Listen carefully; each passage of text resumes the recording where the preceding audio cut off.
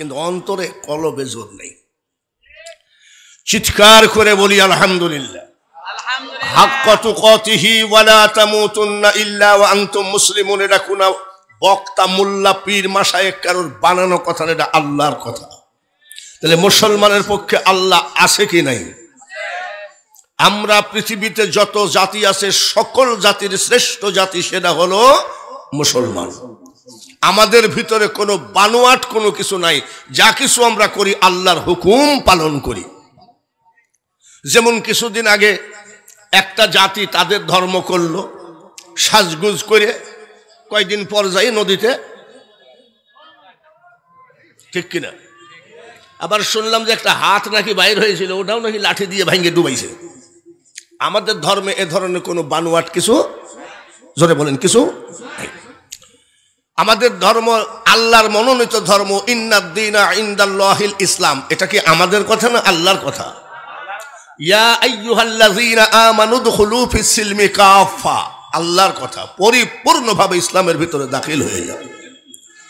তাহলে মুসলমান আল্লাহর, ইসলাম আল্লাহর। পা দুখানা এই দিক দিবেন না, এদিকে কোরআন শরীফ আছে। তো এ হলো ইসলাম। পৃথিবীর ভিতরে শ্রেষ্ঠ ধর্ম সেটা হলো কাদের? মুসলমানদের। বলেন আলহামদুলিল্লাহ। পৃথিবীর মাটিতে যত জাতি আছে যাদেরকে আল্লাহ কিতাব দিয়েছেন, পৃথিবীতে সর্বশ্রেষ্ঠ কিতাব সেটা হলো আমাদের। নাম কি বলুন? আল কুরআন। আমাদের বাংলা ভাষা ভারতের কলকাতা, বর্ধমান, অতিরিক্ত বিহার পর্যন্ত নিয়ে যাওয়া যায়, তারপর আর বাংলা চলে না। আর ইংলিশ সারা পৃথিবীতে চলে, ঠিক কিনা? কেউ যদি ইংলিশ জানে পৃথিবী ঘোরা তার জন্য কোনো ব্যাপার না। আর যদি বাংলার বাইরে আর কিছু না জানে তাহলে বাংলাদেশেই তার জায়গা আছে, তাছাড়া জায়গা নেই। এইবার গোরস্থানে গিয়ে যদি 3 বার অজু করেন, কয়বার? 3 বার অজু করে যদি পড়েন ABCD 4টা অক্ষর পড়লেন গোরস্থানে, গোরস্থানবাসী নেকি পাবে কয়টা? জোরে কোন? একটাও না। 30 লক্ষ শহীদের রক্ত দিয়ে বাংলাদেশ স্বাধীন করেছি। 2 লক্ষ মা বোনের ইজ্জত গেছে। বাংলা আমার ভাষা, বাংলা আমার মায়ের ভাষা। এখন আমি বক্তা, যদি বাংলা ভাষার বিরুদ্ধে বলি, আমি সঙ্গে সঙ্গে দেশদ্রোহী হিসাবে জেলখানায় ঢুকাইতে হবে, ঠিক কিনা? বাংলা ভাষাকে ইজ্জত দিয়ে কথা বলছি ভাই। আমি নিজেও বাঙালি, আপনিও বাঙালি। কিন্তু 3 বার অজু করে গোরস্থানে গিয়ে যদি পড়া হয় ক খ গ, 3টা অক্ষর পড়লে গোরস্থানবাসী নেকি পাবে কয়টা? কয়টা? একটাও না। আর আল্লাহ তাআলা আমাদেরকে যে কিতাব দান করেছেন, গোরস্থানে গিয়ে যদি অজু নাও থাকে, শরীর যদি পাক থাকে, শুধু পড়বেন আলিফ লাম মিম, নেকি হবে কয়টা? জোরে কোন? তাম পৃথিবীতে যত কিতাব এসেছে, গোরস্থানে গোটা কিতাব যদি কিয়ামত পর্যন্ত খতম করতেই থাকে, একটা নেকিও গোরস্থানবাসী পাবে না। এসব ছেলেরা যদি আলেম হয়ে তার মা বাপের কবরের পাশে গিয়ে যদি শুধু বলে বিসমিল্লাহির রহমানির রহিম, এইটুকু পড়ে, ওই আলেম ছেলের জবানের খাতিরে আল্লাহ তার মা বাপের 40 বছরের অপরাধ মাফ করে দেয়। তাহলে লাভ আছে নাকি? কোরআন পড়ানোতে লাভ আছে? লাভ তো আছে বাবা, কিন্তু আমাদের আবার একটা বদনাম আছে, মোল্লার দৌড়। এটা আমি বহু দেশে, বহু জেলায় যাই, সিলেটে গেলাম, সেখানেও দেখি ওই একই কথা, মোল্লার দৌড়। আসলে মোল্লার দৌড় মসজিদ পর্যন্ত কি জন্য বলে, মানে আমাদের জ্ঞান হলো ওই পর্যন্ত সীমাবদ্ধ, যার জন্য এই কথাটা বলে। কিয়ামত হবে কি না? হবে। আমাদের এই লালনের দল আবার কয় কিয়ামত টিয়ামত হবে না, রোজ কিয়ামত, মানে কিয়ামত রোজই হয়ে যায় আর কি। তারপরে মইরি দেখ, তারপরে কিয়ামত আছে কিনা দেখবি, কবরে আজাব আছে কিনা দেখবি। আবার কবরের আজাবের কথা বললে কয়ে মৌলবীদের ভয় দেখায়নি কথা, ওখানে কিছু নেই। কবর খোঁড়া লাশ, কবর খুঁড়ে একটা গোরস্থানে, আমি বলছি কি ব্যাপার, তুমি মদ জদ খাও বলে নাকি শুনলাম, তাহলে মদ না খেলে লাশ পোঁতা যায়? আমি বাবা রে, কি মুসলমান মদ খাইলা কবর খুঁড়ে? তো জিজ্ঞাসা, ও বলতেছে আপনারা যে বলেন কবরের ভিতরে আজাব আছে, তা আমি তো কবর খুঁড়ি, আমি তো জীবনে একটা কয়লাও কোনোদিন খুঁজে পাই নাই। তা আপনারা সব বানোয়াট কথা পান কোথায়? কবরের আজাব যে হবে আমরা বলি, এটা কি আসলে বানোয়াট নাকি আসলে হবে? জোরে বলেন হবে। কবরে আজাব আছে, কিয়ামত হবে কি হবে না? সূর্য মাথার আঘাত উপরে নেমে আসবে, মাটি পুড়ে তামা হয়ে যাবে, গুনাহগারদের মাথার মগজ নাক মুখ দিয়ে টকবক করে গলে গলে পড়বে। বাবাজি রে, সেই মহা বিপদের সময় আপনি কার কাছে আশ্রয় নেবেন? আপনাদের জেলা প্রশাসক ডিসি সাহেব একটু তাপটা কমান, পারবে নাকি? এসপি সাহেব তাপটা কমান, পারবে নাকি? আপনার থানার ওসিকে যদি বলা হয় ওসি সাহেব আপনি কিয়ামতের মাঠের তাপটা একটু কমান, পারবে নাকি?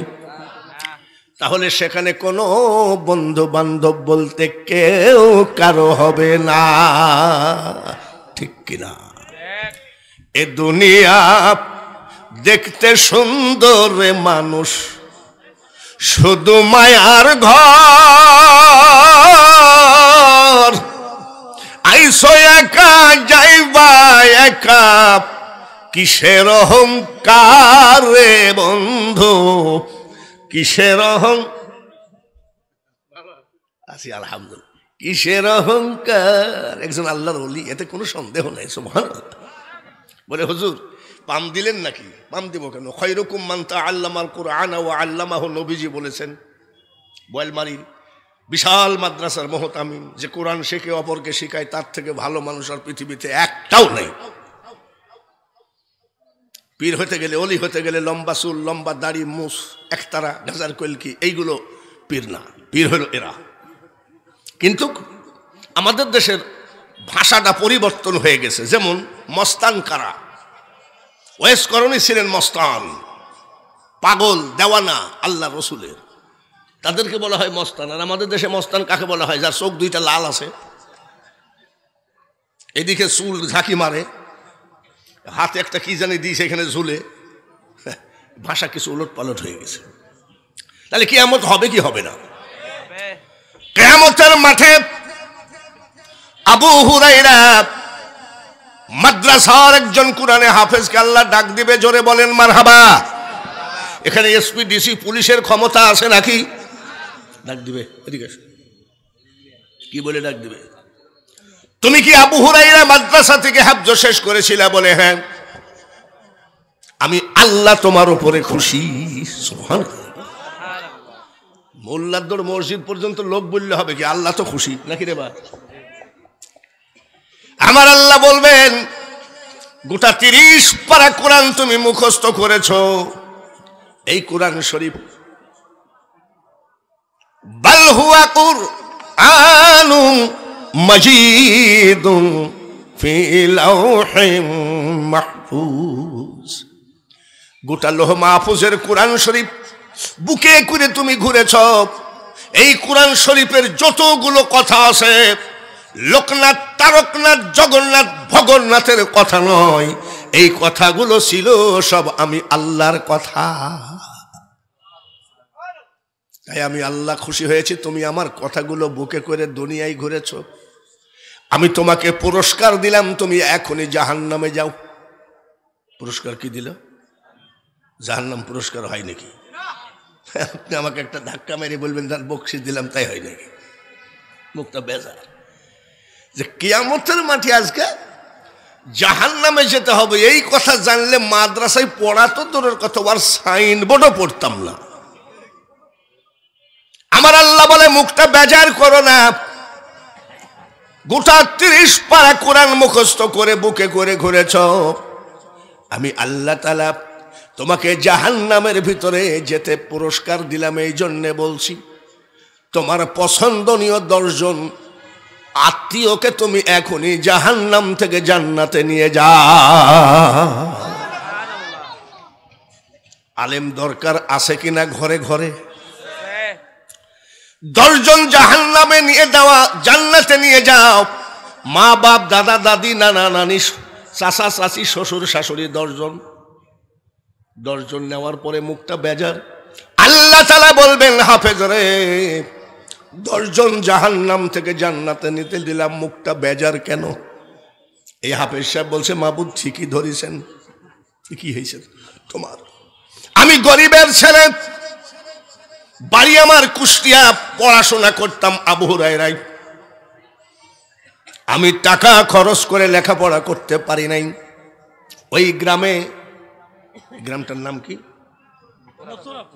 মথুরাপুর গ্রামে এক গরিব মুসলমানের ঘরে আমি জায়গির ছিলাম। জায়গির ম্যানের বউটাকে আমি চাষি বলে ডাকতাম। ওই চাষিমা নিজের সন্তানের মতো আমাকে আদর করেছেন। আমি যাওয়ার সাথে সাথে যত্ন করে খাওয়াইয়েছেন। গরম ভাত, গরম তরকারি খেতে গেলে অনেক সময় ঘামতাম। নিজের সন্তান মনে করে তালের পাখা দিয়ে বাতাস দিতেন। ওই মেয়েটাকে আমি জাহান্নামে দেখেছি। আমার আল্লাহ বলবেন, হাফেজ রে আর পড়ানে তো এত সুরসুরি কেন? একটা ছেলেকে কেন আপনি আলেম বানাইতে চান না? আপনাদের এই চাটমোহর থানার ওসি যদি রাত 3টার সময় এসে হ্যান্ডকাপ লাগায় আপনার হাতে, আপনার বংশের ভিতরে যদি একটা এসপি থাকে, আপনার স্ত্রী যদি বাথরুমের ভিতরে গিয়ে গোপনে ফোন করে, এসপি আমি তোমার চাচাতো ভাবি, হঠাৎ করে চাটমোহর থানার ওসি এসে তোমার ভাইকে অ্যারেস্ট করেছে, এসপি সাহেব বলবে ওসি সাহেবকে ফোনটা দেন।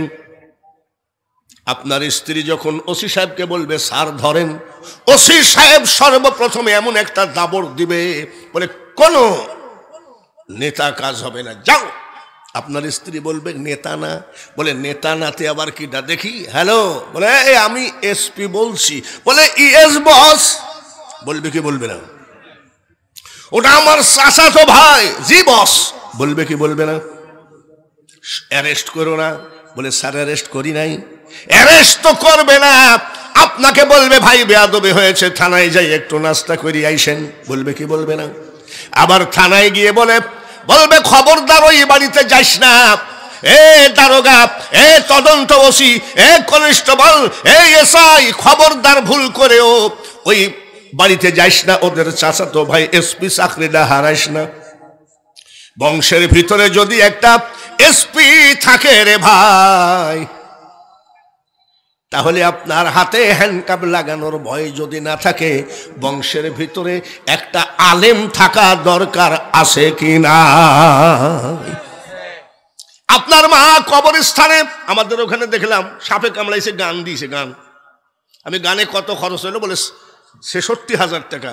সাপে কামড়ানোর ভয়ে 66,000 টাকা দিয়ে কি দিয়েছে? গান দিয়েছে। কি জানি গান দিলে বলে নাকি সাপে কামড়ায় না। ওরে মুসলিম পাগল হয়ে গেলি নাকি? ওই গানটার নাম তো মনসার গান। মনসার গান দিয়ে যদি সাপে কামড় ঠেকাও, তাহলে এই দেশে আর ইমানদার হাত তুললেও আল্লাহ দোয়া কবুল করবে না। ভাইরা আমার, পর্দার আড়ালে মা বোনেরা, আপনাদের কাছে আমার যতটুক টাইম আছে, আমি প্রথম দাওয়াত দিলাম একটা ছেলেকে আলেম বানাবেন। যখন মাদ্রাসা থেকে বাড়ি আসতাম, মা কোলের মধ্যে জড়ায়ে ধরে কি বলতেন, কামাই খাওয়ার আশা করি না রে বেটা, তুই মরিলে মাটি দিবি, আর মরণকালে আল্লাহ তাআলার কোরআন পড়ে শোনাবি। এখনো গোরস্থানের পাশ দিয়ে যখন কোনো হক্কানি আলেম ওলামা হেঁটে যায়, বাপ চাচারা মা চাচিরা কান্দেন, কে যাও রে পথিক রাস্তা দিয়া হাঁটিয়া, সূরা ফাতিহা সূরা ইখলাস যাও না একবার পড়িয়া। ইঞ্জিনিয়ার পড়ানোর সময় একেবারে যত টাকা লাগে, কিয়ামতের মাঠে ইঞ্জিনিয়ার ডাক্তারের কাজ নয়। কিয়ামত হাসর পুলসিরাত যদি বাঁচাইতে হয়, কবর যদি বাঁচাইতে হয়, আজকে বাড়ি যাবেন, বাড়ি গিয়ে পরিবারের সাথে একটু আলোচনা করে আগামী কালকে একটা ছেলে মাদ্রাসায় ভর্তি করে দিবেন। একটা ছেলে বংশের মধ্যে থাকা, কাল কিয়ামতের মাঠে কোনো কষ্টের ভিতরে আপনি পড়বেন না। এর নাম কুরআন। নবীজি কুরআন পড়তেন। নবীজি সুরার আমাদের সুর একরকম সুর নাকি? সুবহানাল্লাহ, ওর সাথে তো তুলনা করাও ঠিক না। ওই সময় তো কারেন্ট নাই, জেনারেটর নাই, জৈতুন গাছের তেল দিয়ে বাতি ধরায় নবীজি কুরআন পড়তেন। আবু জেহেল, আবু লাহাব, আবু সুফিয়ান, এই তিনজন মুসলমান না কাফের? আরো জোরে বলেন। আল্লাহর রসুলের ঘোষিত এরা তিনজন কাফের। এই কাফের তিনজন জালনা দিয়ে সারা রাত আল্লাহর রসুলের কুরআন শুনেছেন। সারা রাত, সারাদিন ঘুমাইছে, আবার সারা রাত কুরআন শরীফ শুনেছে। একদিন আবু সুফিয়ান বলে, আবু জেহেল, আরে আবু লাহাব, আমরা যে কষ্ট করে সারা রাত জাগি, হাঁটু মাটুর মাংস ফুলে যায়, কত মশাই কামড় দেয়। একটা কথা শোন, আমরা তো জীবনে মোহাম্মদের দলে যাব না, তো মোহাম্মদের কোরআন শরীফ পড়ে লাভ কি? আজ থেকে তিনজন ওয়াদা দিলাম, আমরা আর মোহাম্মদের কোরআন শরীফ শুনতে আসবো না। আবু জেহেল বলছে, উস্তাদ ঠিকই বলেছেন। আবু লাহাব বলে, উস্তাদ ঠিকই বলেছেন, এবার লেখালেখি কর। লেখালেখি করেছে। এত দ্বারা আমরা তিনজন জবানবন্দি ওয়াদা করছি, যতদিন জীবিত থাকব এই আব্দুল্লাহর ছেলের কোরআন শরীফ শুনতে আসবো না। সিগনেচার কর। সিগনেচার করেছে 1 নম্বরে আবু সুফিয়ান, 2 নম্বরে আবু জেহেল, 3 নম্বরে আবু লাহাব। তিনজন সিগনেচার করেছে। আর জীবনে কোনোদিন ওই আব্দুল্লাহর ছেলের কোরআন শরীফ শুনতে ওরা আসবে না। সারা রাত জেগেছে, সারাদিন ঘুমাইছে, মন ভরে ঘুমাইছে।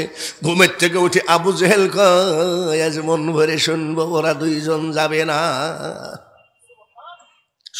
সিগনেচার করেছে, ওরা দুইজন যাবে না, আমি একা একা মন ভরে শুনবো। আবু লাহাব বলে, আজ একা একা শুনবো মন ভরে, ওরা দুইজন যাবে না, তার কারণ সিগনেচার করেছে। আবু সুফিয়ান বলে, ওরে পাগলের দল, তোরা সিগনেচার করে ভুল করলি, আমি আবু সুফিয়ান কিন্তু ঠিকই যাব। তিনজন এই চিন্তা করে তিনজন রওনা দিয়েছে। অন্ধকার রাত্রি, তখন তো জেনারেটর লাইটিং ফাইটিং নাই। তিনজন গিয়ে অন্ধকারে, মাথায় মাথায় কি লাগে, ঢিপ লাগছে। আবু সুফিয়ান, কিরে আবু জেহেল, আজ আবার আইসিস কেন তুই? সিগনেচার করলি যে? বলে, উস্তাদ তুমিও তো সিগনেচার করিস। কিরে আবু লাহাব, বলে, আপনি যদি সিগনেচার করে আসতে পারেন তা আমার অসুবিধা কি? তিনজন বলছে, যাই হোক, ভুল হোক আর যাই হোক, আমরা যখন এসেই পড়েছি, আজকে জীবনের মতো শেষবারের মতো কোরআন শুনে নেই। পাগল রে, সব জিনিসের শেষ আসে রে, আমার কোরআনের কোনো শেষ না। সারা রাত শুনেছে। সারা রাত শোনার পরে কি বলছে? আবু সুফিয়ান কাফের, ডাক দিয়ে বলছে, শোনো, আসলে এতদিন যা শুনলাম এটা মুহাম্মদের কোনোভাবেই মন গড়া বানানো কথা নয়, আসলে এটা আল্লাহর কথা। তবে আবু সুফিয়ান বলছে, আবু জেহেল, আবু লাহাব, শোনো, আমরা যদি মুহাম্মদের বিরোধিতা করেও যাই, তাতে যায়ও না, আসেও না, এই কোরআন একদিন তামাম পৃথিবীর আনাসে কানাসে পৌঁছায় যাবে। আগে এত মাদ্রাসা ছিল নাকি? আজকাল গ্রামে গঞ্জে, ইউনিয়ন, থানায়, মহল্লায় মহল্লায় মাদ্রাসা। ওই কাফেররা পর্যন্ত বুঝতো এটা এমন সত্য জিনিস, এইটাকে কোন রকম বাধা দিয়ে ঠেকায় রাখা যাবে না, এটা ঘরের আনাসে কানাসে পৌঁছায় যাবে। ওই দিন কাফেররা স্বীকার করেছে, কিন্তু বর্তমান কিছু মুসলমান কোরআনকে স্বীকার করে না। কে স্বীকার করলো না করলো, আমরা কোরআন চাই কি চাই না? আমরা কোরআনের পক্ষে আসি কি নাই? একটু হাত তুলে আমার আল্লাহকে হাত দুখানা দেখান। কমপক্ষে হাত তোলার কারণে আল্লাহ, কোরআনের পক্ষে হাত তোলার কারণে আল্লাহ যেন কোরআনপন্থী হিসাবে কবুল করে নেন। জোরে বলেন আমিন। এই কোরআন শরীফ যিনি আনলেন তিনি হলেন নবী মুহাম্মাদুর রাসূলুল্লাহ। জোরে বলেন সাল্লাল্লাহু আলাইহি ওয়াসাল্লাম। ভাইরা আমার, তাম পৃথিবীতে যত নবী এসেছে সকল নবীর উস্তাদ নবী, সকল নবীর সরদার নবী আমাদের নবী। জোরে বলেন ঠিক কিনা? ঈসা আলাইহিস সালামকে আমরা অস্বীকার করি না, দাউদ আলাইহিস সালাম কোন নবীকে অস্বীকার করি না, কিন্তু আমাদের নবীর উপরে কোন নবীকে আমরা জানতে পারি না। খাতামান নবিয়্যিন, এটা হলো আল্লাহর কথা। জোরে বলেন ঠিক কিনা? ভাইরা আমার, এই সেই নবী যেটা নিয়ে আমরা অবাক হয়ে যাচ্ছি, যেটা নিয়ে বর্তমান ইস্যু করে আলেমরা ওয়াজ করতেছে, ফিলিস্তিন আর ইসরায়েল। ফিলিস্তিন মুসলমান আর ইসরায়েল হলো ইহুদি খ্রিস্টান। এখন বর্তমানে ওদের হাতে আমরা মায়ের খাচ্ছি। আসলে জোরে করে জবান দিয়ে বলেন তো, মুসলমান জয় হবে কি হবে না?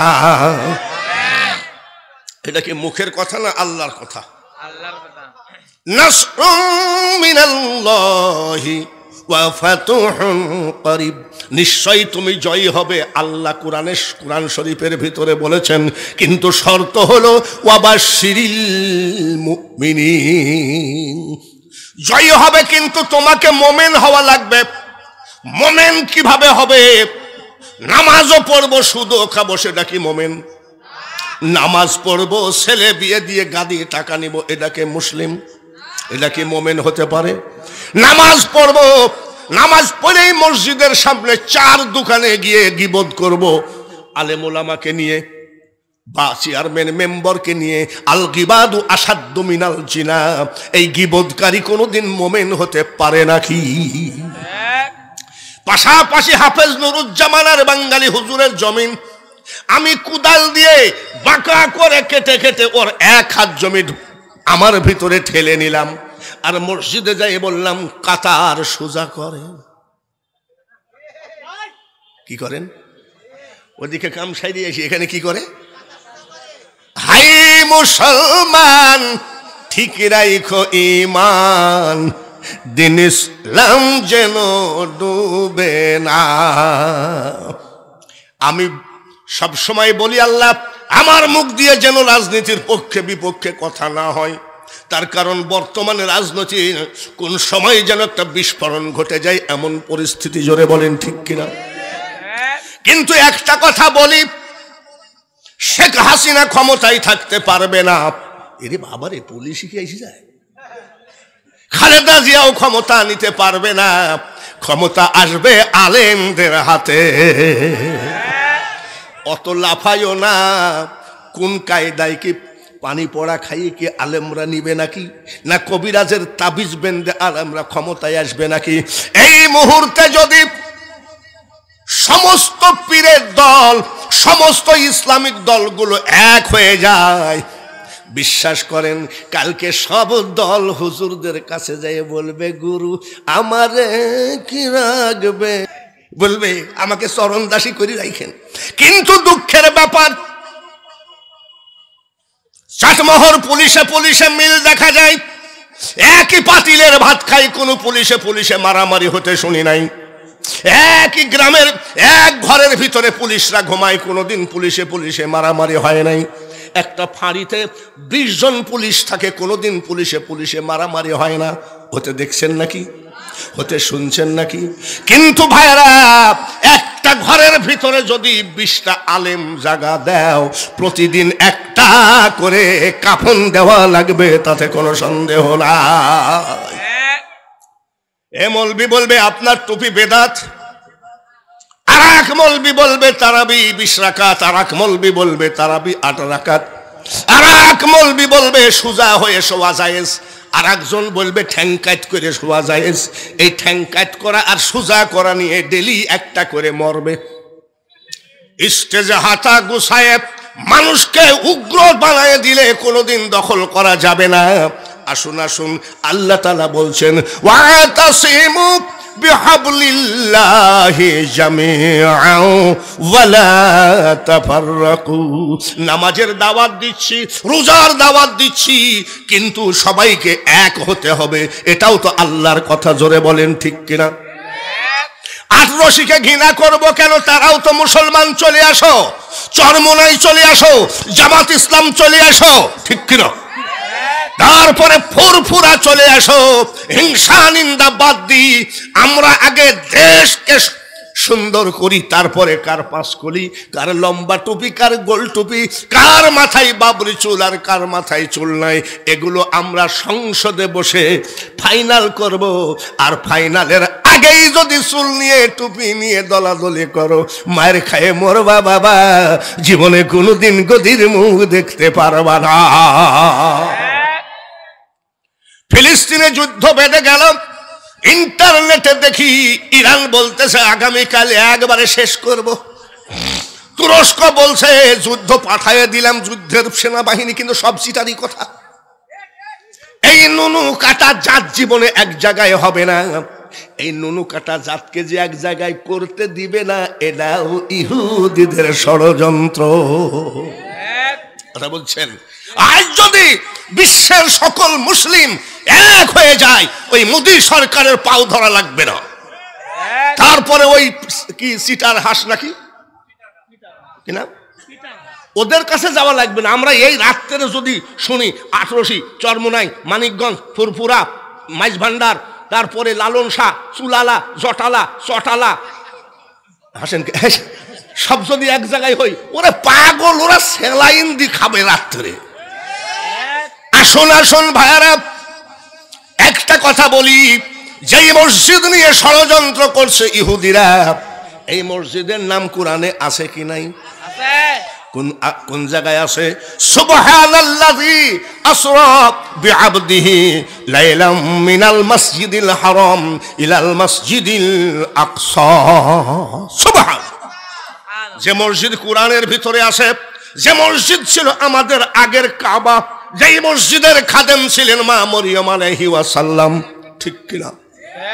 যেই মসজিদে, আমাদের মসজিদে ইমামতি করে নোয়াখালীর হুজুর, আমাদের মসজিদে ইমামতি করে কুষ্টিয়ার হুজুর, আর মসজিদে আকসায় ইমামতি করেছে সরওয়ারে কায়নাত সরকারে দো আলম নূরে মুজাসসম নবী মুহাম্মদুর রাসূলুল্লাহ ইমামতি করেছেন। ওই জায়গাটা ইয়াকুব নবীর কিনা জায়গা, 200 উটের বিনিময়ে ওই জায়গা কিনেছিলেন। আর ওই মসজিদ কমপ্লিট করেছেন হযরতে বাবা সুলাইমান আলাইহি ওয়াসাল্লাম। আরে জিন কামলা, সুবহানাল্লাহ, জিন কামলা মসজিদ যখন আনকমপ্লিট থাকলো, এমন সময় ওনার হায়াত শেষ, আল্লাহ আজরাইলকে পাঠিয়ে দিলেন। সুলাইমান আলাইহিস সালামের কাছে যাই বলছে আপনার তো হায়াত শেষ। সুলাইমান আলাইহিস সালাম বলছে আমার হায়াত তো শেষ, কিন্তু আজরাইল আমার একটা কথা আছে। বলে কি? এই আমি এখন মারা গেলে ওই পাটপাড়া একটাও কাজ করবে না। জোরে বলেন ঠিক কিনা? আমিও মাঝে মধ্যে রাজমিস্ত্রি নেই, যখন আমি দূরে যাই তখন দেখছি বিড়ি ধরায় টানে, মানে এমন টানা, মানে বিড়ি খেতে খেতে শহীদ হয়ে যাবে। আবার যদি দেখে যে আসিস, তখন এই সিমেন্ট বালু নাড়াচাড়া করে। তাহলে সুলাইমান আলাইহিস সালাম ঠিকই বলেছিলেন। এ মহামান্য অতিথি করতে গেছিল, একবারে যে পাশাটা দিয়েই বসলি যে আমার। তো সুলাইমান আলাইহিস সালাম আজরাইলকে বলছেন, আজরাইল শোনো, বলে কি, আমি মারা যাই, আমার টাইম নাই, যখন আমাকে নিয়ে যাও, কিন্তু এমন কায়দায় রাখবা যেন কমপ্লিট পর্যন্ত দাঁড়িয়ে থাকি। সুবহানাল্লাহ। ঠিক আছে। ওনাকে জান কবজ করা হলো, ওইভাবে দাঁড়ায় আছেন। যেদিন মসজিদে আকসা কমপ্লিট হয়ে গেল, উনি পড়ে গেলেন। কামলার দল এসে কয় দেখে লাঠিতে ঘুম লাগিয়ে একেবারে শেষ। বলি তো অনেক আগেই মরেছে, আগে যদি জানতাম যে মাল মরে গেছে তো ভূতের বেগার দিই নাকি। তোমরা এখনো ঘুঘু দেখেছো, ঘুঘুর ফান দেখো না। কাফেরের বেটারা ওই জায়গায় ছিলেন ইব্রাহিম আলাইহি ওয়াসাল্লামের বাড়ি, যিনাকে আল্লাহ তাআলা ঘোষণা করেছেন মিল্লাতা আবিকুম ইব্রাহিম ওয়া সাম্মাকুমুল মুসলিমিন। জোরে বলেন মারহাবা। লা ইলাহা ইল্লাল্লাহ, জোরে লা ইলাহা।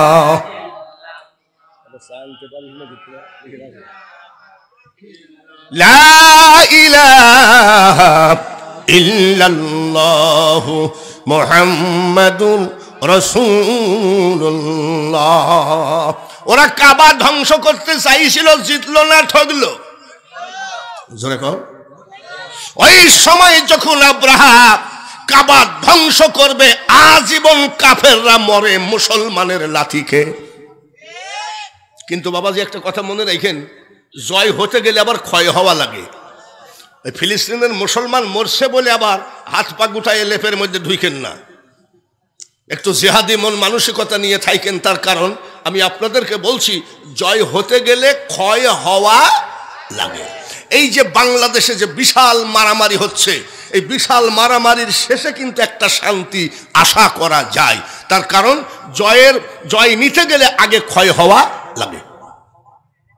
তাহলে ফিলিস্তিন কি ক্ষয় হবে না জয় হবে? জোরে কম।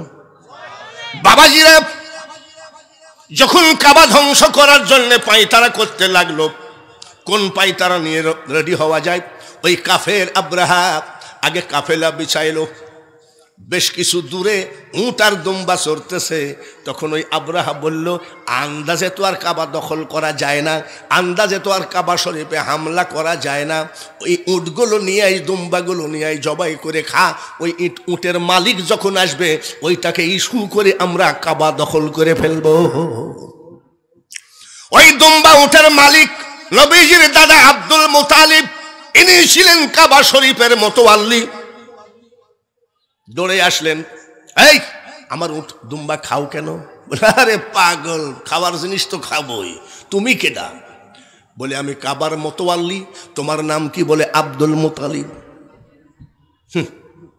তুমি আসছো দুম্বা ঠেকাইতে, কিছুক্ষণ পর তোমার কাবা ধ্বংস হবে জানো নাকি? সেই সময় হাত গুছায় নাই দাদা আব্দুল মুতালিব, হাত গুছায় নাই। সেই সময় ঘুষি দেখায় নাই, সেই সময় মস্তানির বাহাদুরি দেখায় নাই। ওই সময় দাদা আব্দুল মুতালিব মুস্কি হাসি দিয়ে একটা কথা বলেছিলেন, আব্রাহা আপনি উট নিয়ে এসে দুম্বা নিয়ে এসে জবাই করে খান, এইগুলোর মালিক আমি আল্লাহ। কি বলে? আমি আব্দুল মুতালিব। তাই তো আমি এখানে আপনার কাছে মোকাবেলা করতে এসেছি। আর আপনি যখন কাবা ধ্বংস করবেন, কাবার একজন মালিক আছে রে আব্রাহা, তখন কাবার মালিক তোমার সাথে বোঝাপড়া করবে।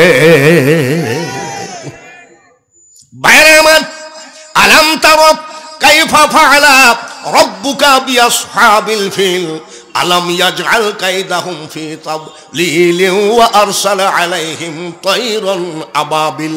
আল্লাহ পাক কত বড় ক্ষমতা দেখিয়েছে। জোরে বলেন নারায়ে তাকবীর। হলো না? আরো জোরে বলেন নারায়ে তাকবীর। একটুখানি সবাই একতাবদ্ধ হয়ে থাকি, আল্লাহর সহযোগিতা আসবে। আর আল্লাহর সহযোগিতা বাবাজি একটা কথা মনে রাখো, আল্লাহর মার দুনিয়ার বার, এটা আমাদের গ্রামীণ একটা কথা। আল্লাহর মার ছোট ছোট পাখি দিয়ে ওর গোষ্ঠী সব ধ্বংস করছে কি করে নাই? জোরে বলেন করছে?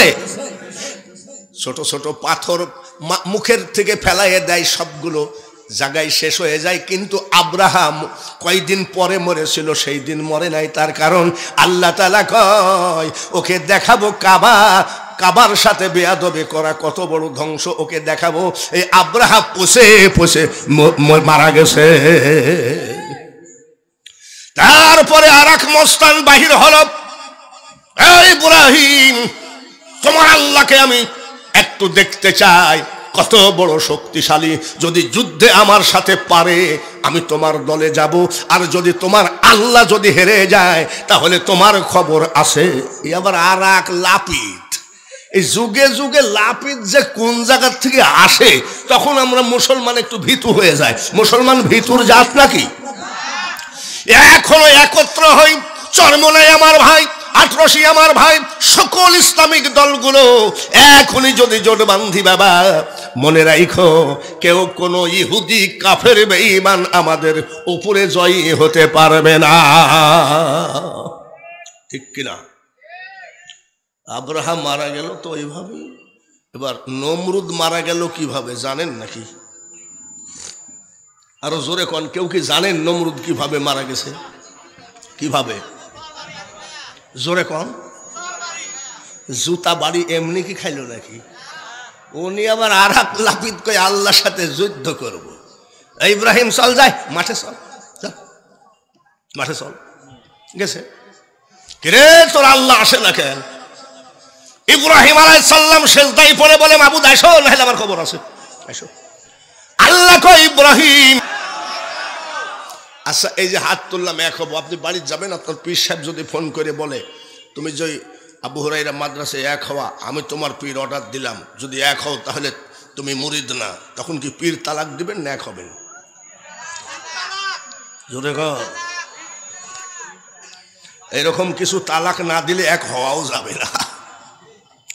বাইরে আমার বন্ধুরা, আবার একটা কথা বলি, মাত্র ন্যাংরা মশা দিয়ে ওর গোষ্ঠী শেষ করছে, জোরে বলেন ঠিক কিনা? আবাবিল পাখি দিয়ে ওদের শেষ করেছে, তাহলে আমাদের আবার এত চিন্তা কি? আমাদের চিন্তা হলো একটা, আমরা 5 ওয়াক্ত নামাজ পড়ব, আর তাহাজ্জুদের নামাজের সময় এক ফোঁটা চোখের পানি ফেলবো। আল্লাহ গোটা বিশ্বের মুসলিমকে তুমি হেফাজত করো। এর ভিতরে এমনও লোক আছে তাহাজ্জুদ কাজা নাই, এর ভিতরে এমনও 2-1টা লোক থাকতে পারে তাহাজ্জুদের নামাজ পড়ে, কেন দোয়া কবুল হবে না? এই জায়গায় এমনও লোক আছে যার বাড়িতে সোফা সেটের অভাব নাই, যার বাড়িতে দামি খাট পালং আছে, যারা ডাইনিং টেবিলে ভাত খায়, আর তারা আজকে খড়ের উপরে বসে আছে। ঈমান আমাদের কম না বেশি? বেশি না? আমরা সব জায়গায় সবে পারি, কিন্তু আমাদের একটু দোষ আছে। এই জায়গায় যদি একটা ককটেল কেউ ফেলে, দেখবেন বক্তা তো দূরের কথা,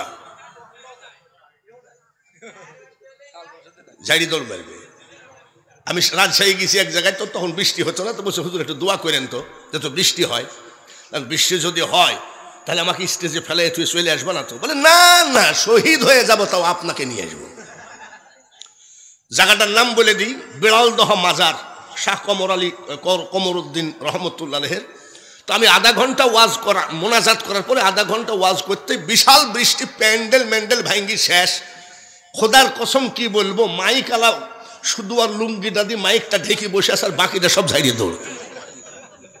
এভাবে হলে হবে না, এভাবে হলে হবে না। হতে হবে কিভাবে? কিভাবে হতে হবে শোনো বাইরা, কেবল বিয়ে পড়ানো হয়ে গেল, কেবল বিয়ে কবুল করানো হলো হযরতে হুযায়ফা রাদিয়াল্লাহু তাআলা আনহুর। এমন সময় 1 গ্লাস পানি পর্যন্ত শ্বশুর বাড়িতে খায় নাই, সঙ্গে সঙ্গে চিঠি পাইলো। আমার নবীজি বলতেছে, হুযায়ফা আমার দোয়া নিও, আশা করি মহান আল্লাহ তাআলার ইচ্ছায় ভালো আছো, যেখানে যে অবস্থায় থাকো তুমি আমার সঙ্গে দেখা করো। জোরে কোন মারহাবা। বলেন তো মুসলমান, নবীজি চিঠি লিখেছেন আর হুযায়ফার কেবল বিয়ে পড়ানো হয়ে গেল। আমার মনে হয় আমি হলে বলতাম এসব চিঠির ধার ধারি না, তার কারণ আমি বউ ফেলায় থিয়ে নবী চিনি না। সঙ্গে সঙ্গে ঘোড়া দাবড়ায় চলে গেলেন, সালাম দিয়ে কয়, ইয়া রাসূলুল্লাহ, নবী গো আমাকে কেন ডেকেছেন? বলে কালকে ফজরের নামাজ আনতে হুনাইনের যুদ্ধে রওনা দিতে হবে। 2 জন সেনাপতি করা হয়েছে, তোমাকে করা হয়েছে প্রধান সেনাপতি তুমি। সারা রাত পারো, যুদ্ধের সরঞ্জাম রেডি করো। কোথায় গেল বাসর ঘর, কোথায় গেল বউ, কোথায় গেল কি? সারা রাত বিয়ে যুদ্ধের সরঞ্জাম রেডি করতে করতে হযরত বেলাল মসজিদে আজান দিয়ে ফেললেন, ওইভাবে গিয়ে নামাজে দাঁড়িয়ে গেলেন। নামাজ আনতে নবীজি যুদ্ধের ট্রেনিং দিচ্ছেন। নবীজি মনে হয় যুদ্ধ জানতেন না নাকি? অল দিক দিয়ে নবী হলো মহাজ্ঞানী। জোরে বলেন ঠিক কিনা, আরো জোরে বলেন ঠিক কিনা। নবীজি যুদ্ধের ট্রেনিং দিচ্ছেন। হুযায়ফা এক নিরিখে নবীজির দিকে তাকায় সবগুলো শুনতেছেন। এমন সময় একটা পিয়ন এসে চিঠি দিয়ে গেল। চিঠিটা লিখতেছে, উনি নবীর দিকে তাকাই আবার গোপনে চিঠিটা পড়তেছে। উনার স্ত্রী চিঠিটা দিয়েছে, স্বামী গো, তুমি আমার বিবাহিতা স্বামী, হয়তোবা বিয়ের ফাংশনে কোনো ঝই ঝামেলা হয়েছে, তুমি রাগ করে কেন চলে গেলা? সারা রাত আমি বাসর ঘরের খাটে শুয়ে শুয়ে কাঁদছি, তুমি এত নিষ্ঠুর কেন? যদি কোনো বিয়ের বাড়িতে ঝামেলা হয়ে থাকে তুমি আল্লাহর ওয়াস্তে ক্ষমা করে দিয়ে এখনই এসে আমার সাথে দেখা করো। তার কারণ তুমি আমার বিবাহিতা স্ত্রী, আমি তোমার মুখ দেখলাম না, তুমি আমার মুখ দেখলা না।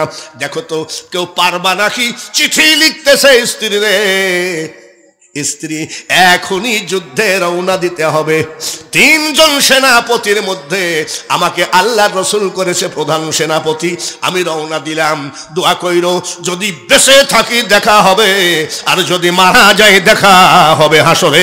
এরাই ছিল ঈমানওয়ালা মুসলমান। দেখা হবে। আবার স্ত্রী চিঠি দিয়েছে। চিঠি পড়ার পরে, স্বামী গো, তোমাকে যখন আল্লাহ রসুল তোমাকে প্রধান সেনাপতি বানিয়েছে, তুমি যাও যুদ্ধে, আমার তিল পরিমাণ বাধা নাই। কিন্তু আমার একটা কথা, কিয়ামত যুদ্ধের ময়দানে তুমি মারা গেলা, কিয়ামতের মাঠে তোমাকে চিনবো কেমনে? তোমাকে এক নজর আমি দেখলাম না, আর তুমিও এক নজর আমাকে দেখো নাই। তাই আমার একটাই দাবি, তুমি আমাকে এক নজর দেখা দিয়ে যাও। চিঠি পড়ে আবার লিখতেছে, খবরদার বারবার আমাকে ডিস্টার্ব করো না। জোরে বলেন মারহাবা। দেখেছেন ঈমান কাকে বলে? আমাকে ডিস্টার্ব করো না। আমি আমার আল্লাহ রসুলের মুখের দিকে তাকিয়ে আছি। আল্লাহ রসুলের মুখের দিকে তাকায় থাকা গুনাহ না নাকি? জোরে কোন? যে নবীকে একবার স্বপ্নে দেখলে জাহান্নামের আগুন মাফ হয়ে যায়। হুযায়ফা বলছে, আমি সেই রাহমাতাল লিল আলামিন দরদি নবীর চেহারার দিকে এক নজরে তাকিয়ে আছি, আমাকে ডিস্টার্ব করো না। চিঠি চলে গেল। এইবার নবীজি ডাক দিয়ে বলছে, হুযায়ফা, কথা শুনতেছো বটে, কিন্তু গোপনে গোপনে কি পড়তেছো? আদবের সাথে দাঁড়িয়ে বলতেছে, ইয়া রাসূলুল্লাহ, নবী গো, আপনি এমন টাইমে কালকে চিঠি দিয়েছেন, মদিনার একটা গলির ভিতরে আমার কেবল বিয়ে হয়ে গেল, আমি ওই বাড়িতে 1 গ্লাস পানি পর্যন্ত খাই নাই। আমি চলে আসছি, আমার স্ত্রী এক নজর দেখার জন্য বারবার চিঠি দিচ্ছে।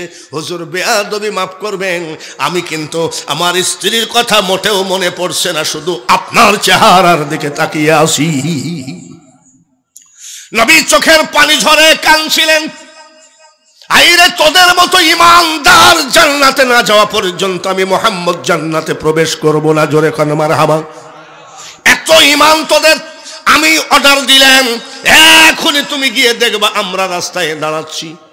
সমস্ত সাহাবায়ে কেরাম নিয়ে রাস্তায় দাঁড়াইছে, যুদ্ধের পোশাক পরা অবস্থায়। বলে, তুমি এক নজর দেখা করে আসো। ঘোড়া দবড়ায় শ্বশুরের বাড়ির সামনে গিয়ে বলছে, হুযায়ফার স্ত্রী, তোমার স্বামী হাজির, তাড়াতাড়ি কোনো কথা থাকলে বলো। কানতে কানতে এসে বলছে, একটু বাড়ির ভিতরে আসেন। বলে, বলো। একটু বাড়ির ভিতরে আসেন। বলে, বলো। একটু ঘোড়ার থেকে নামেন। বলে, বলো। 1 গ্লাস শরবত হলো খান। বলে, আমার শরবত খাওয়া দরকার নাই। তখন ওনার স্ত্রী কি বলছিলেন, স্বামী গো, আমি মদিনার মেয়ে, আমি জানি আপনারা নবীর কথার বাইরে যাবেন না। সুবহানাল্লাহ বলেন। আপনারা নবীর কথার বাইরে যাবেন না। হয়তো নবীজি বলছে একটু দেখে আসেন, তাই আপনি ঘোড়ার থেকে নামবেন না, আমার বাড়িতে ঢুকবেন না। বলে, ঠিকই বলেছ। বলে, তাই যদি হয়, আমি তো আপনার বিবাহিতা স্ত্রী, আমার একটা কথা আপনাকে মানতে হবে। বলে, কি কথা বলো। বলে, আমি বিশ্বাস করি সাহাবায়ে কেরাম যখন যুদ্ধের পোশাক পরে ফেলে, ওরা যদি একবার আমিন বলে যুদ্ধের পোশাক পরা অবস্থায় যত বড় কঠিন মহা বিপদ হোক আল্লাহ সঙ্গে সঙ্গে কবুল করে নেয়। এটা আমি জানি। আমি একটু মোনাজাত করব, আপনি একবার আমিন বলবেন। স্বামী বলতেছে মোনাজাত করো, আমিন বলার জায়গা পাইলে আমি চেষ্টা করব বলার। ইমান কি গাছে ধরে নাকি? ইমান কি চাইলেই পাওয়া যায় নাকি? ইমানের নাম কি একতারা দুতারা লম্বা বাবরি চুল আর আমার মতন সৌদি আরবে জুব্বা? ইমান আলাদা জিনিস। আস্তে করে বলছে, মোনাজাত করতেছে, মাবুদ আমার স্বামীকে আমি যুদ্ধে পাঠালাম। যুদ্ধে যেতে নিষেধ করছে নাকি? ওদের বউদের ইমান কত দেখেছেন? যুদ্ধে পাঠালাম, মাবুদ আমার স্বামীকে আপনি মারবেন না, মেরে ফেলবেন না, আমার বুক খালি করবেন না, আমার ঘর খালি করবেন না, আমাকে বিধবা বানাবেন না। মেয়েটা দুই চোখের পানি ঝরায় কান্দে, আল্লাহ আপনি আমার স্বামীর হায়াত বাড়িয়ে দিয়েন। চোখের পানি ঝরাচ্ছে, সাহাবী হুজাইফা একবারও আমিন বলে না। মুনাজাত শেষ করে বলছে, আমি কেন্দ্রে হয়রান হয়ে যাচ্ছি, আপনি একবার আমিন বললেন না। বলে স্ত্রীরা আমিন কেন বলি নাই জানো? দেখো আসমানের দিকে তাকায় দেখো, আসমানের দরজা খুলে গেছে। জোরে বলেন সুবহানাল্লাহ। আসমানের দরজা খুলে গেছে, জান্নাতের দরজাগুলো খোলা, জান্নাত আমাকে ডাকতেছে, আয় আয় আয়। যার জন্য আমি একবারও আমিন বলি নাই, তার কারণ 2 দিনের মজা, 2 দিনের শান্তি খুঁজতে যাব। আমার প্রয়োজন নাই, আমার অনন্তকালের শান্তি প্রয়োজন আছে। মা ডাক দিয়ে বলছে, শোন, বাসর ঘরে স্বামী স্ত্রী বসে আছে, আর মা ডাক দিয়ে বলছে, শোন। কি এটা শুনলাম ইমাম হোসাইনকে বলে জবাই করবে। বলছে, মা কি করব? বলে তুই এখনই যুদ্ধে যা, 14 বছরের ছেলে, এখনই যুদ্ধে যা। মা শখ করে বিয়ে দিয়েছে। মার কথা শুনি যুদ্ধের পোশাক পরে ফেলেছে। মাকে সালাম করে ফোরাত নদীর কারবালার মাঠে এই ছেলেটা রওনা দিবে, তো বউর কাছে বিদায় নিতে গেছে। বাসর ঘরে যাই বউ দেখি সমস্ত গহনা টহনা বিয়ের পোশাক খুলে সাদা পোশাক পরে বসে আছে, নর্মাল পোশাক পরে বসে আছে। আব্দুল ওহাব জিজ্ঞাসা করে, স্ত্রী এই পোশাক কেন? ডাক দিয়ে বলে, স্বামী গো, ওগো স্বামী,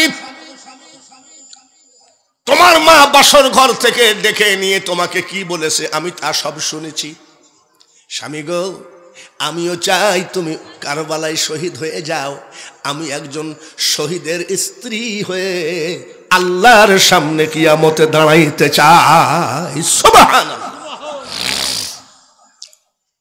এইবার হুজাইফা বললেন, স্ত্রী আমি রওনা দিলাম, যদি মারা যায় দেখা হবে কবে? কিয়ামতে। আর যদি বেঁচে থাকি দেখা হবে। দোয়া কইরো। হুজাইফা রাদিয়াল্লাহু তাআলা আনহু মারা গেলেন। সে কোরআন বাঁচাইতে গিয়ে মারা যায়, তারা শহীদ হয়ে যায়। তাদের সম্পর্কে আল্লাহ তাআলা বলেন, বিসমিল্লাহির রহমানির রহিম, ওয়ালা তাকুলু লিমান ইউকতালু ফি সাবিলিল্লাহি আমওয়াত বাল আহইয়াউ ওয়ালাকিন লা তাশউরুন। আল্লাহ তাআলা বলেন, আল্লাহর রাস্তায় যারা মারা গেছে তাদেরকে মৃত বলো না, তারা জীবিত, কিন্তু তোমরা উপলব্ধি করতে পারো না। আমরা ওইরকম জান্নাত চাই কি চাই না? আরো জোরে বলেন, ওইরকম জান্নাত কি আমরা চাই? তাহলে ঘরে বসে থাকলে হবে না, আমাদেরকে আগে কোরআন বাঁচাইতে হবে। ইসলাম বাঁচাইতে হতে গেলে আগে সর্বপ্রথম বাবা একজোট হতে হবে। আমি অনুনয় বিনয় করে আজকে আবু হুরায়রা ঐতিহাসিক এই মাদ্রাসা আলহামদুলিল্লাহ আমি মুফতি মফিজ ভাইয়ের জন্য প্রাণ ঢালা দোয়া করি। চারিদিকে হরতাল অবরোধ, গাড়ি বন্ধ, ঘোড়া চলার কোনো রাস্তা নাই, এমন সময়ও যে আল্লাহ তাআলা মুফতি মফিজের অক্লান্তিক পরিশ্রমের বিনিময়ে আজকের এই মাহফিল আল্লাহ কবুল করেছেন। আমি প্রাণ ঢালা দোয়া করি, সবাই বলি আমিন, আরো জোরে বলি আমিন। বলেন তো আমি ঘড়ি দেখলাম কেন? আমি ঘড়ি দেখলাম এই জন্যে আমার টাইম একেবারে গোটা 2 ঘন্টা আছে, গোটা 2 ঘন্টা আছে। 2 ঘন্টার ভিতরে প্রতিবার আপনারা একটু হলেও অভিযোগ করেন বাঙালি হুজুর উঠেই অমনি কালেকশন শুরু করে, আপনি ওয়াজ করতে দেন না কেন? আমি আবার ওয়াজ শুরু করব বাবা, কিন্তু আমার একটা অনুরোধ, আগে কোরআন বাঁচাও। জোরে বলেন ঠিক কিনা? আগে কি বাঁচাও? দেখবেন এখন যখন আমার মাথার পাগড়িটা বিছাইয়ে দেব, কোরআন বাঁচানো তো দূরের কথা, বিড় বিড় করে ওই দিক দিয়ে সব হাঁটা দেবে। আসেন আসেন বাবাজিরা, একটা অনুরোধ করি, আপনাদের 20 টাকা 50 টাকা, আপনাদের 1 বস্তা চাউল, আপনাদের এক বস্তা সিমেন্ট, এইভাবে আবু হুরাইরা মাদ্রাসার মতো মাদ্রাসা মনে হয় পাবনা জেলায় এত সুন্দর মাদ্রাসা আপনারা গড়েছেন। এই মাদ্রাসা হলো, এই মাদ্রাসার সাথে নবীজির দাঁতের রক্ত আছে, নবীজির গায়ের রক্ত আছে। জোরে বলেন ঠিক কিনা? আন্দাজে বলেন না, জানি শুনি বলেন। এই জায়গায় যদি কোনো আওয়ামী লীগের লোককে ওয়াজ করতে দেওয়া হয়, আওয়ামী লীগের সেই নেতা বলবেন 30 লক্ষ শহীদের রক্তের বিনিময়ে বাংলাদেশ গড়েছি, 2 লক্ষ মা বোনের ইজ্জতের বিনিময়ে বাংলাদেশ গড়েছি, এ কথা বলবে কি বলবে না? তাই যদি হয় ওটা আমরাও বিশ্বাস করি। বীর মুক্তিযোদ্ধা দাঁড়ান, বীর মুক্তিযোদ্ধার কোনো কথা আমরা অবিশ্বাস করি না, কিন্তু বাংলাদেশ যদি কি বলে 30 লক্ষ শহীদের রক্তের বিনিময়ে আমাদের রক্ষা করতে হয়, আরো 30 লক্ষ শহীদ হতে রাজি আছি, কিন্তু আমাদের দেখতে হবে এই কোরআনখানা আমরা যে ঘরে পেয়েছি আমার নবীজির দাঁত ভাঙ্গা রক্তের বিনিময়ে। জোরে বলেন ঠিক কিনা? আমার নবীজির তায়েফের সমস্ত শরীরের রক্তের বিনিময়ে কিনা? নবীজির আপন চাচা আমির হামজার কলিজার বিনিময়ে কোরআন পেয়েছি। জোরে বলেন ঠিক কিনা? বাংলাদেশকে রক্ষা করা যেমন আমাদের দায়িত্ব, আবু হুরায়রা এই মাদ্রাসাকে কত কষ্ট করেছে, এই মুফতি মফিজ মানুষের দ্বারে দ্বারে গেছে।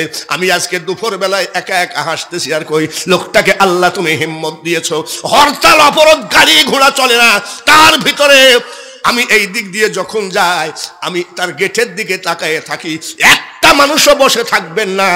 যদি কৃপণতা করেন তাহলে মনে করব অযথা ভুয়া স্লোগান দিয়ে কোনো লাভ হবে না। আপনার পকেটের 10 টাকার একটা নোটও যদি দিতে হয়, তারপরে যারা 10,000 50,000 দিবেন সেটা পরের কথা। ভাইরা এত কষ্ট করে এসেছেন, এই টাকাটা আজকে আপনাকে এই কোরআনকে দান করা লাগে। জোরে বলেন মারহাবা। এ ধরনের পাগল আছে দেখে দিনের প্রতিষ্ঠানগুলো জিন্দা আছে। জোরে বলেন আমিন। এক ব্যাগ টাকা আলী পাই স্টোর আরমান আলী। জোরে বলেন আমিন। ব্যবসায়ী বরকত দিও আল্লাহ, রুজি রোজগার বাড়াইয়া দিও। একবার মক্কা মদিনার মেহমান কইরো আল্লাহ, এই আলী স্টোর আরমানের জন্য। জোরে বলেন আমিন। আর একটা লোক 5 বস্তা কি দেওয়া যাবে না বাবা? মুক্তার হোসেন নারায়ণগঞ্জ, মুক্তার হোসেন নারায়ণগঞ্জ।